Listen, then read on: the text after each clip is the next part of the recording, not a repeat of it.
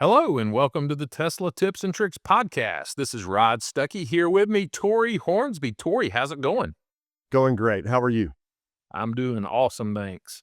Excited to jump into today's podcast where we're going to cover some of the most interesting posts from our T3 Facebook group, including wearing sunglasses with your full self drive. We're going to talk about some charging station anxiety that comes from out of service charging stations. We're going to jump into some overheat protection, ABS braking challenges, and more. But first, for those who may be unfamiliar, Tori, tell us a little bit more about the T3 community. So we're the largest Tesla Tips community in the world. We have over 281,000 members in our Facebook group, and we provide real-world tips and tricks to maximize owning a Tesla. And that's for current owners. We have a lot of prospective owners. Always like to mention that. So you're welcome to join our group and to subscribe to our YouTube, even if you don't own a Tesla. We welcome you. We want to be friendly towards that and helpful. And in fact, our Facebook group is facebook.com/groups/Tesla Tips. And we release our very best content on our YouTube channel. So if you're listening to this podcast or if you're watching this video elsewhere, be sure that you go to our YouTube channel and like the video and then subscribe to our channel. That link, which is on the screen, is youtube.com/@Tesla Tips and Tricks spelled out. All right, great. So let's jump into some of our posts from our Facebook community. Number 5, just realized no sunglasses with FSD, attention monitoring not available. Tori, how many comments did we get on this post? There's 56 comments and 56 75. comments. Yep, 75 engagements. And um, the very first comment on here is it's got 65 engagements on just this comment. And M said, I use FSD attention monitoring with my sunglasses, no issues, 2024 Model Y performance. And I want to point out here that there's a lot of different kinds of sunglasses, right? So if you have lighter sunglasses where the camera and the infrared, if it can see through your lenses and see your pupils, you're good to go with attention monitoring.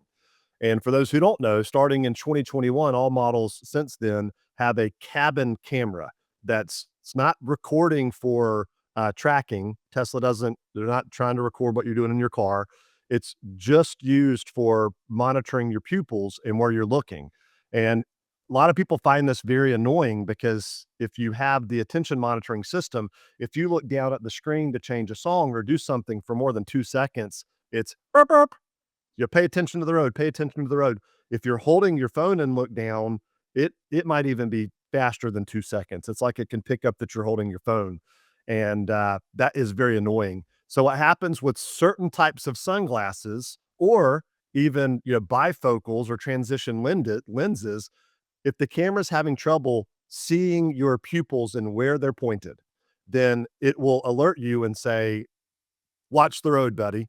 But if you have dark sunglasses or if you're wearing a ball cap and the camera can't see your pupils at all, it will alert you. And that's what Coates is saying here. Coates Jr. is saying that the attention monitoring is not available with FSD.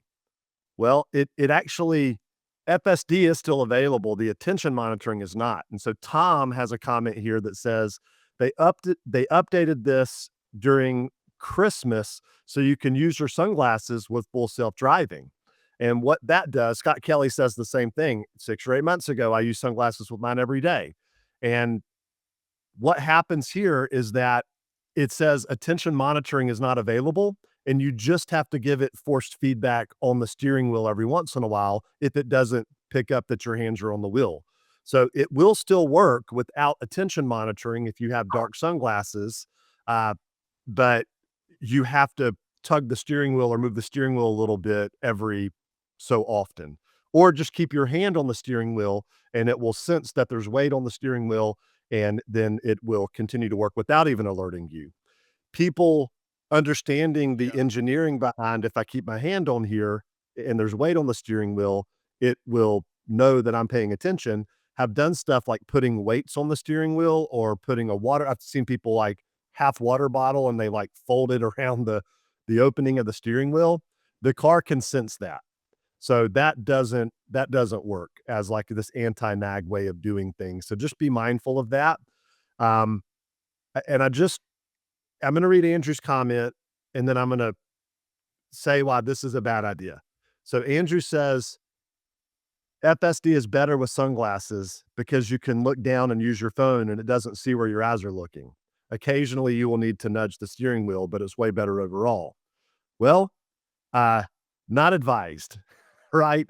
So I get that. Andrew, like, I appreciate the honesty there, and let's face it, that's what a lot of people wanna use FSD and are waiting for autonomy, full autonomy for, so that they can be on their phone or do some work or text or Facebook, whatever, while the car is driving itself, but we're not there yet. It's still FSD supervised, so don't recommend doing this, but you can use FSD with your sunglasses even if it says attention monitoring is not available, you just have to keep your hands on the wheel or nudge it every once in a while when it alerts you. Yeah, overwhelmingly, the comments are, I've had no issues with sunglasses. I always drive with my polarized glasses, no issues. Even today, I drove to work and back using FSD. So there's a lot of people saying in here they have no issues with sunglasses.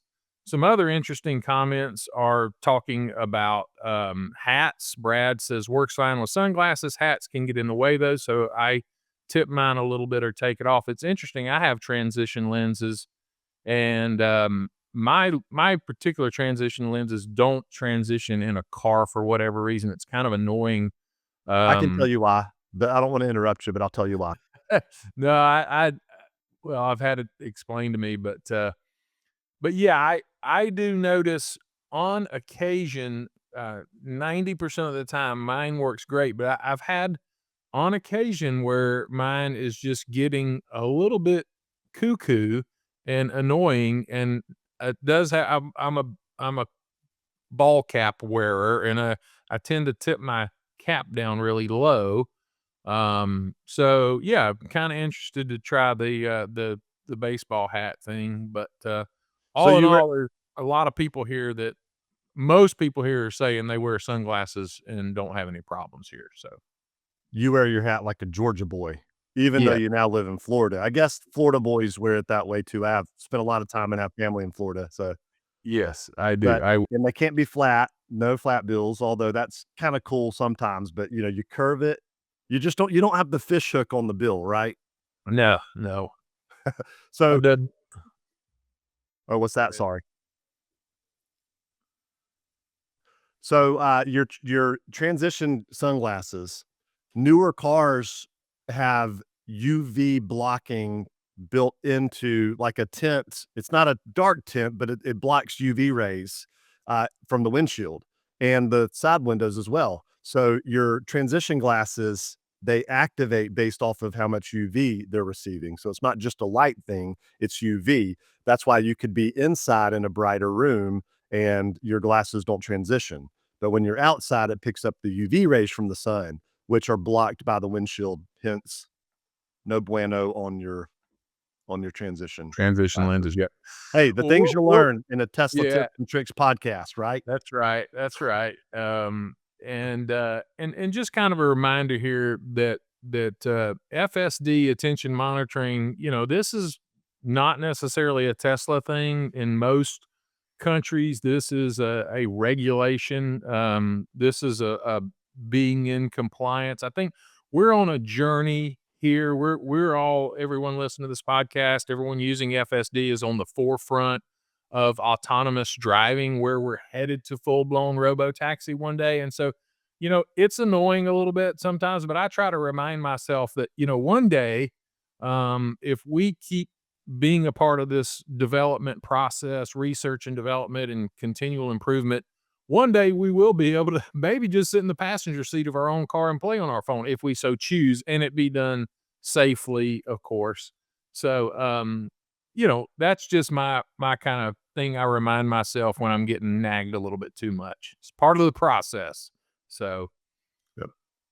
It's a good tip. moving on here to our next post. Who out there has experienced the anxiety of being on a trip, following directions to a charging station that either doesn't exist, is out of service, or has two ports and is being used, or for any other circumstances doesn't work? You are now seriously low on battery, and the next closest charging station is far.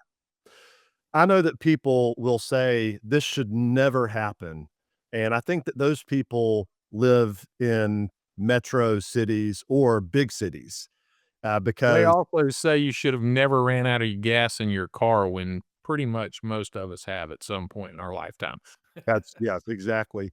So, the very first comment on here is David Morrison, and he's got a picture of his battery screen with this car completely dead with 0 miles of range, and he says, "It happens." So I can I I'm like David. yeah, it happens, yeah. Honesty, because a lot of people would be too embarrassed to post something like that, but, uh, range anxiety for new time, new Tesla owners, let me restate that, is it's a real thing. It's the number one question that I get asked. I was over at, dropping one of my daughter's friends, home, took her home from church youth group last night, and, the dad came out and was talking to me and was thinking about leasing their son a Model Y by the end of September so he can get the $7,500 tax credit. It just made a lot of sense. And so he said, "Hey, man," he said, like, what about the range? And is it scary? And what about this and this?" And I'm like, it's just not. It's not a big ordeal. In fact, the newer cars, my Model X is it's thirsty. It it hogs power. It chews through power. It's a 2020 Model X Performance, and it's uses a lot of power. So I've got this brand new Model S that I'm in because And the owner my is a wife. drag racer, for the record, those of you that do not know. So if his foot's probably a little heavy, but nevertheless, continue. Yeah, yeah, it could be a little heavier than maybe the average person. One of the reasons I bought a Tesla is because of that. But so this Model S is, I thought that I was gonna have to use my wife's Tahoe because I thought I was gonna have a lot of, Callie's friends over, and this Model S, it's a five-seater, right? And so I thought we were gonna have 6 or 7 of us, and so I said, "I think I'm gonna need your Tahoe." And she was like, "I don't wanna have to stop and charge," and I said, "Well, let me check something because in my Model X, I can't go to my daughter's house in Alabama 2 hours and 15 minutes away. I can't go there and back. I will have to charge at some point, even at 100%. It's close, but I have to charge." And I said, "Well, let me see what the Model S does." I pulled it up. I can get there and back with 76% of battery. Nice. Way, way different than my Model X, obviously. And Yeah. so, uh, we've come a long way. Range anxiety doesn't have to be a thing, but in Suzanne's case, she obviously got low for whatever reason. She goes and she's expecting to drive to this charging station that's going to work, and so she plans her trip around it. Whether she's in big city or not, she goes to this charging station, and it's not there, it's out of service, or 2 ports are being used, or whatever happens, happens. So here's what I would tell Suzanne. It's likely that either she has accidentally or on purpose and doesn't remember, or maybe bought a used car and a used Tesla and it already had it activated to where within navigation, there's a setting to say, show me non-Tesla chargers in navigation. Route me for charging to non-Tesla chargers. That's where I have found that you can pull up to a charger that you can't use. But Tesla superchargers, if you turn that off, the car will only route you to Tesla superchargers. And it's incredible how accurate the Yeah. Tesla supercharging network is. It shows you not only where they are and route you there automatically, but it'll show you how many spots are available. So if you're looking on the screen and there's like, for instance, I was looking at this morning. I didn't need to charge, but I just happened to notice it dropping my daughter off. And there was a 6, the little red charging lightning bolt, it had a 6 on it. And that meant that there are now 6 charging spots available right now. And it's incredibly accurate. You don't have to have range anxiety. Just turn off that setting that will route you to non-Tesla chargers. With that said, though, let me let me tell you, I had this happen to me recently. I was out in the boonies. I was out in the middle of nowhere, and I didn't turn on the navigation. Uh, to route me to non-Tesla chargers, but I did find with GPS on my phone that there was a charge point charger close. And so I went to this charge point charger and it didn't work. So I pull up, I route to, I'm like, where's another? I just searched chargers, EV charger. And it routed me to another one that was in front of a Burger King. They were working fine. There were two of them and they weren't in use. But guess what? The Burger King was being remodeled and the parking lot was blocked off. I'm like I'm like, "What is going on here?" Like, I get it. I understand this. I feel your pain, Suzanne. So then I searched up and I found a Pilot gas station, that had a charger, and I went there, and guess what? It was a 250 kilowatt charger, which is basically like a level 3 charger. It was fast. I charged for 15 minutes and added 50% to my battery and then went on my way. So, you do have to be careful on non-Tesla chargers. I also have noticed if you look at those chargers have Google Places or Google My Business reviews on them, and you'll notice that some of them I didn't check this until after I was there, but like that Burger King one, it said, there was a one-star review on it from a couple of weeks ago from the time that I was there that said, uh, "Charger is not accessible due to, remodeling of Burger King." But I didn't look at the reviews, right? Why would I do that? Well, now moving forward, if I have to do this again, if I'm not in the city and I'm out in the boonies and I need to do this, then I'll check the reviews. Last comment before Stucky, you probably have something to say on this. I also highly recommend if you're doing that, carry the mobile charger. Even if you have to level 1 charge, guess what? At least you've got it there as an option, and you're not just in the middle of nowhere with no way to charge. There are people that will actually, uh, maybe bring a generator, and the mobile chargers can charge level 2 or level 1, and, level 1 charges at 3 or 4 miles an hour, level 2 charges at 30 to 44 miles per hour. So, they're pretty fast on the level 2, and most generators have 220-volt plug-in, and there's mobile services out there just like that Hero units that'll bring you gas. There are some that will come and charge your car for you enough for you to get to the next supercharger for a fee. It's not free like a Hero unit, but, those are some tips. I know I talked for a long time all around this, but I've experienced it. No, I have too, and, I feel for Suzanne. She actually says, "Thanks for the tips, everyone. I must be the unluckiest person to have been faced with so many charging station problems. It has made me hyper vigilant. Glad to know based on your replies, I am the exception and not the rule." And, I Suzanne seems like a very sweet person, and, I've been there as well, and I mean, just to reinforce what you said, Tori, third party or aftermarket charging stations, I've just had bad experiences with the Georgia World Congress Center, where I go regularly, has third party chargers. They don't ever work. There's a restaurant around the corner from where I live that's a charge up is a I've the seen those. charger. Yeah. Yeah, charge up. They're wildly slow or they don't ever work. And so, Suzanne, I wouldn't say you're the unluckiest person. I think part of my learning experience is just I'm hyper vigilant in looking for Tesla supercharging stations.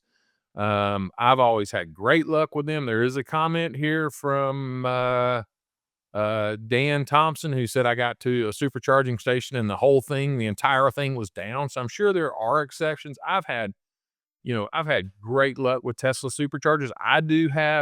A, uh, I have a place, out on Lake Oconee. It's a very rural area. There are no superchargers out there, so I do like the advice also of, I always have my portable, 110 charger with a long extension cord that I keep, that, can get you out of a pinch there. I think better safe than sorry. But yeah, my advice is if you can plan your route in advance with the Tesla supercharge network, it works pretty good. Even if you got to do a small detour or so, it's going to be much more reliable. So Rod, one more tip here. This is incredibly important. get a nice adapter to, I think it's, what is it, J1772, or it's the default charging that most cars use before they switched over to the Tesla charger. So, like the Pilot Station and ChargePoint and all of those, don't expect that you're gonna drive up to those as a new Tesla owner and just plug it into your car. It won't fit. Yep. So be Yeah. sure that you get the adapter. Just Yes. keep it in the back of the car in your sub trunk. Yeah. Mine new actually came with one, the Oh, great. adapter. But it didn't come with the 110 charger. I had to buy that separately, so The mobile charger, I think they yeah. call it. Yeah. Yeah. So And the mobile chargers come with several different an assortment of plugs. So you can use a yeah. regular receptacle in the US, like the little 3-prong that looks like the face, but you can also use NEMA 1450. You can use, there's a couple of different adapters that go onto the end of the the the charging, uh, the plastic charger that says Tesla on it. It plugs into that. So it comes with different adapters to plug into different plugs to charge it, either 110 level 1 charging or 220 level 2 charging. Yep. All right, moving on to our next post from Jeffrey David. What am I doing wrong? Overheat protection is on, but it's still 141 in the car. And he shows a screenshot here. The exterior of the car being 85 degrees and the interior breeze. It's amazing to me, just first and foremost, that how hot the inside of a car can get in 80-degree weather. But if it's summertime and the sun is baking, it traps the heat inside of the car. So Heidi Sanchez, top comment here says, cabin overheat protection automatically shuts off after 12 hours. It also doesn't work if your battery is at or below 20%. So that could be why it's not working. Um, but also, I want to point out here, and this is what a lot of the comments do say, is that Matthew said, cabin overheat is not needed unless there is a person or something else in the car. Just turn on climate control before you leave to cool the car down.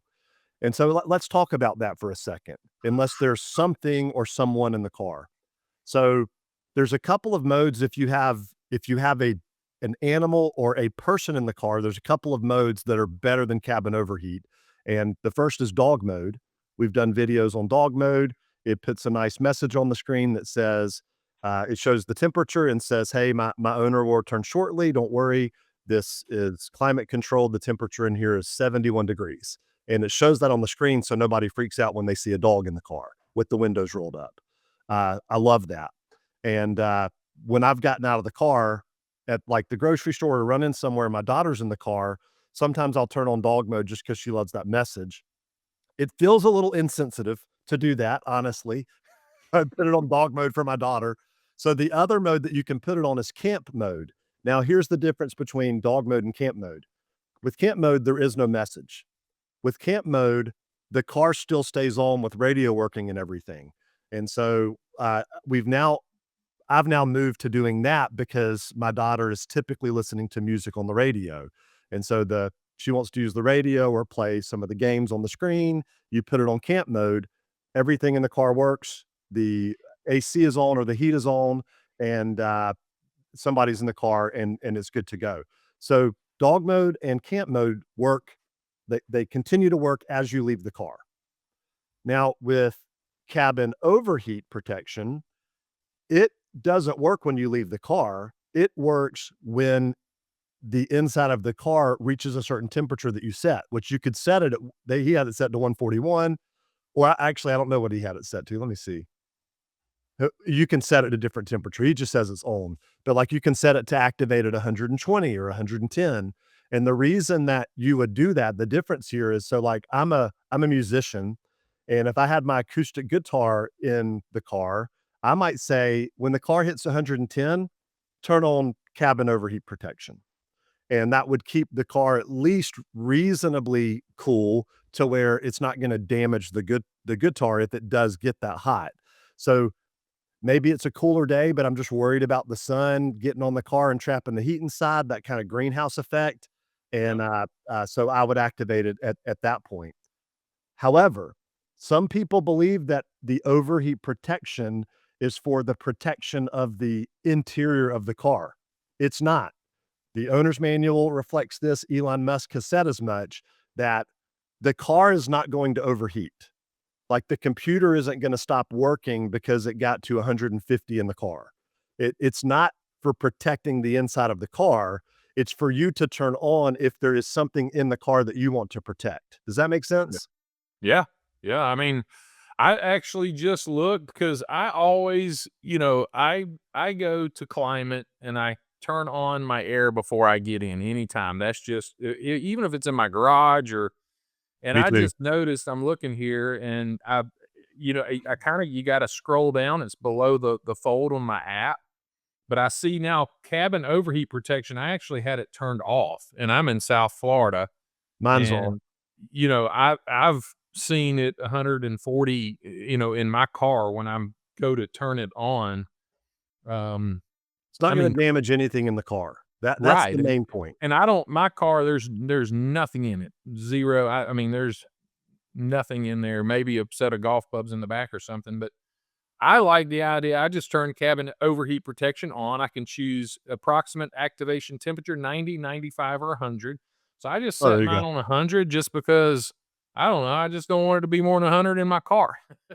Right. So, The thing is, you wanna be mindful of, you would wanna turn that off if you're on a if you're gonna be far away from a charger and staying somewhere overnight where you're not plugged in, because 'cause you're just using the battery, right? And that is gonna use a pretty good chunk of battery if it's in the middle of the day and your car's sitting out in the sun in a parking lot and you're working. Basically, your AC is just gonna be blasting for hours and hours and hours, and that's gonna use your battery. yeah. Yep. So, yeah, that's good stuff. Very interesting there. So, lot of good feedback there. But I think we've covered that. So we're going to move on to our next post. Rush hour traffic, I-20 West, must be an Atlanta guy, maybe Alabama, maybe Mississippi. I don't know. Van slams on brakes, then I slam on brakes, and my brakes release on their own. I swerved to miss the van and tried to also miss the wall, and the Ford Escape hits me as she's swerving to miss me. These brakes are a problem.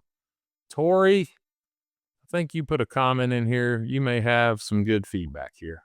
I do, and we'll definitely get down to that. I just wanna say at first, there's no problem with Tesla brakes. So for those who might be worried about this, or if you've heard some kind of weird rumor, or you've read this and went, "Ooh, maybe there's a problem here." There's not. There's no problem. The very top comment here from Chris says, "So you are saying that your brakes failed?" And, there's no reply to that, but he does the author of the post does comment and say, I'm not making this up, because a lot of people are coming in here and saying, "This is nonsense. That's not true." And, in fact, some people think that he might even be like a anti-Tesla, like Elon hater making up a story or something. He's obviously not, but here is what I believed what happened. Peter's comment says, "I've never ever heard of brakes releasing on their own unless ABS was activated to avoid lockup. There's gotta be something more to the story." So, here's my comment. I said, "When ABS, which stands for anti-lock brake system or anti-lock braking system, when ABS senses that the tires start to skid or lock up, it does begin to release the brakes and apply the brakes very rapidly, which gives the sensation that the brakes are releasing, because technically they are very rapidly over and over and over. That's exactly what ABS is designed to do. But even though it's releasing the brakes and reactivating them fast, and you feel the pedal kind of give, and you're like, man, something's happened here. It is still stopping you at a much shorter distance than if the wheels locked up and you were skidding.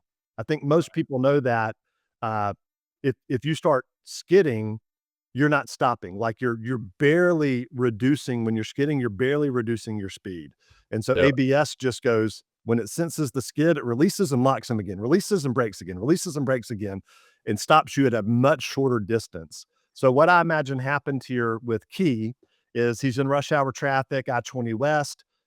looks up, Dan slams on brakes, and he just hard as he can brake to the floor, which will cause the brakes to lock up. And then the pedal starts releasing because that's what it's designed to do. And that's not a Tesla thing.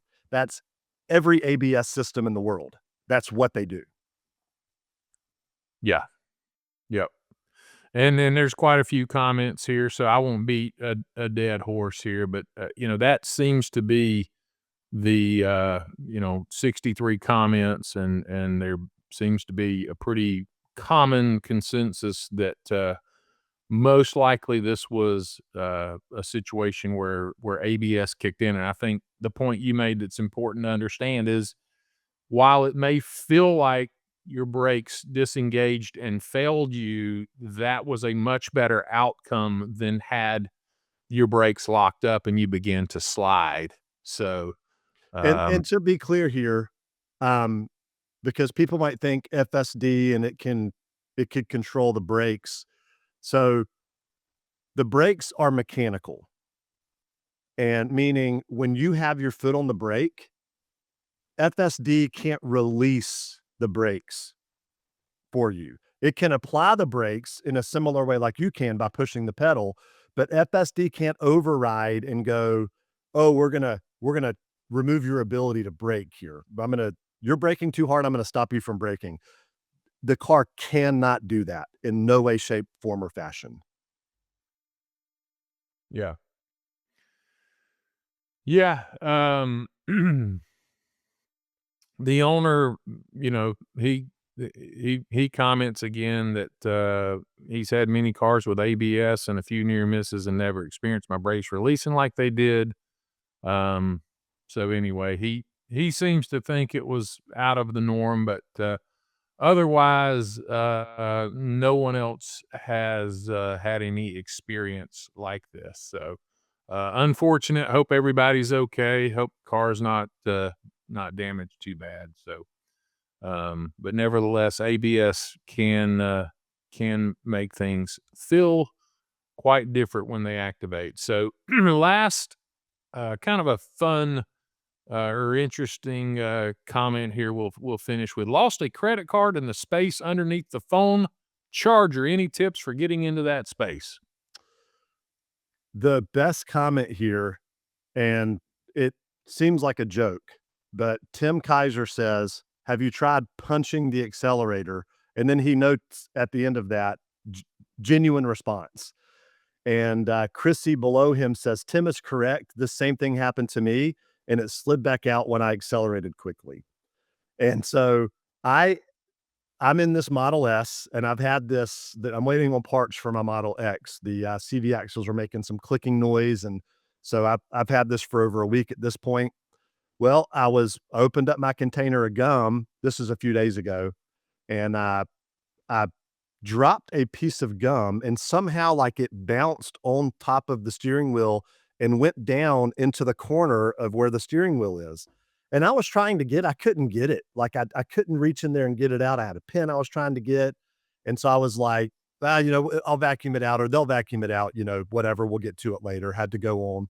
And so last night, I had forgotten about this, but last night we had a couple of guests in the car, and my daughter was like, "Hey, will you show them the torque of the car?"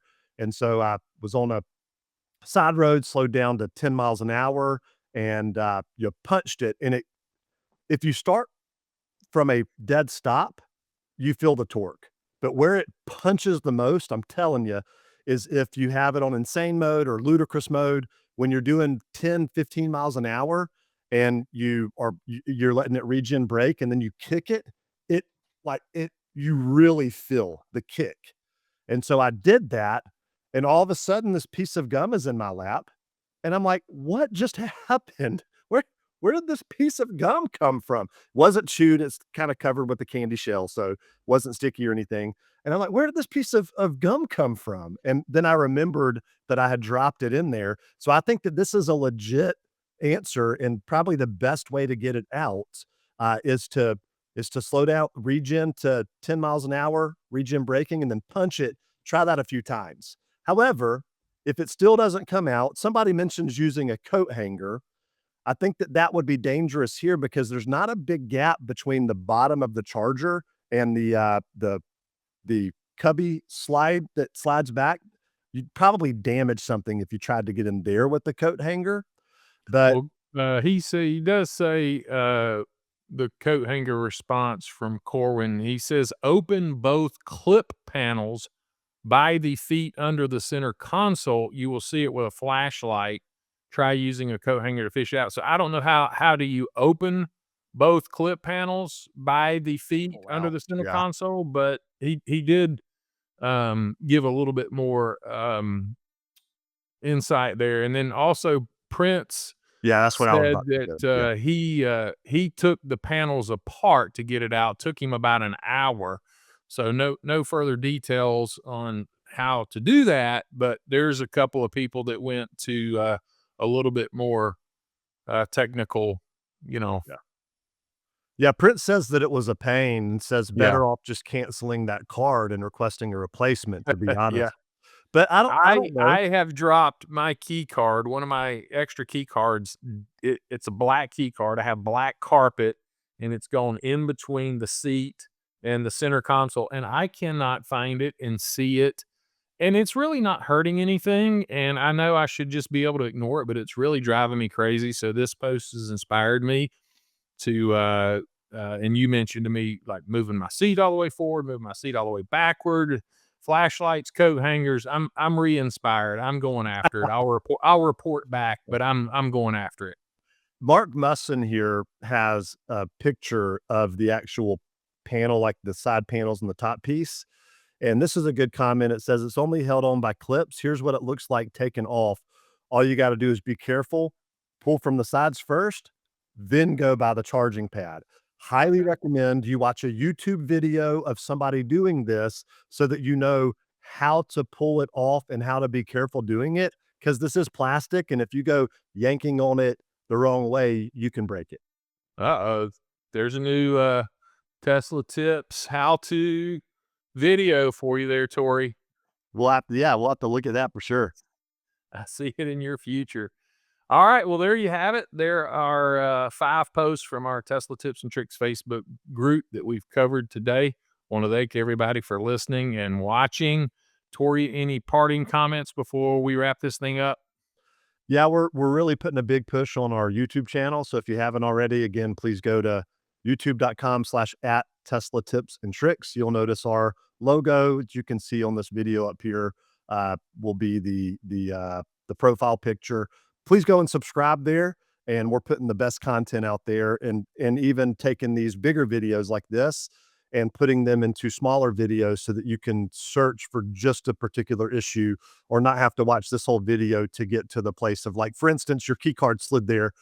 There will be just a video on that. So go and subscribe to our YouTube. Yep. Sounds good. Thanks everybody for listening and watching, and we'll see you on the next episode.